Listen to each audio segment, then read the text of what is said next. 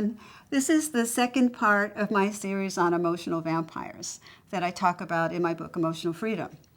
And in the first series, I talked about narcissists as a form of emotional vampires who could drain your energy. In this video, I'm going to be talking about the victim. Now, the victim is somebody who always says, poor me.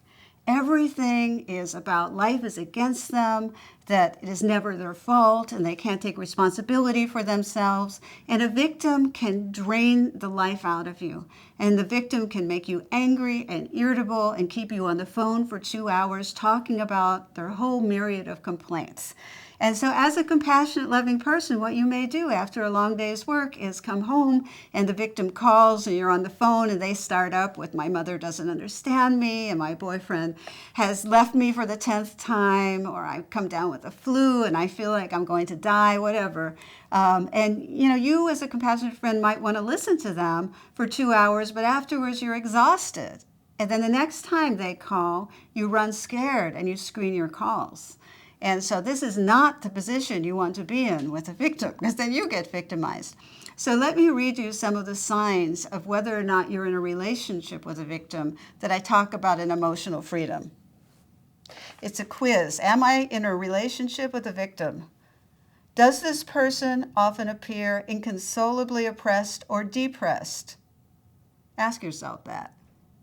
Are you burned out by his or her neediness?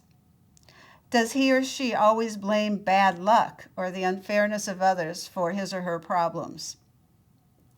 Do you screen your calls or say you're busy in order to dodge his or her litany of complaints? Does the victim unrelentingly have negativity, and does that negativity compromise your positive attitude? So be very honest with yourself. And if you've answered yes to 1 to 2 questions, it's likely you're dealing with a victim. If you've answered yes to more than 2 questions, then a victim is severely compromising your emotional freedom. All right, so the first step is to recognize if that is happening, to list all the victims in your life and be very honest. Just list people who are victims in your life who are throwing you off emotionally, and then develop strategies to deal with a victim. It's very important not to enable a victim, and to not listen for 2 hours to a victim, and to say to a victim, and let's say it's a friend that you really love, to say, you're my friend, I love you, but I can only talk to you for 5 minutes when you're going on and on about the same problems. But if you want to talk about solutions, then we can talk about that. All right, so at first your friend might say, what kind of friend are you that you're not listening to all my problems? And you say, I'm a very good friend, but I'm trying to take care of myself emotionally, and I'd be more than happy to talk to you about solutions, but not if you want to go on and on about the same things. And I could recommend a good therapist to you. But the tone that you say it is very important.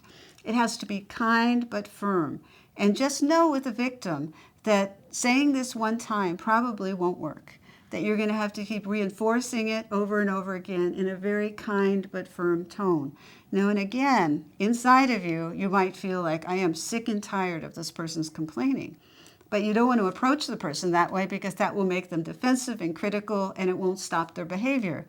And so with a victim, if you set clear but firm boundaries and you say to yourself, this is a compassionate thing to do, this is making for a better relationship, and this is something very positive for the two of us, you can keep everything in a very inspirational tone and create more positive, loving relationships with friends, family, and coworkers. I hope this has helped.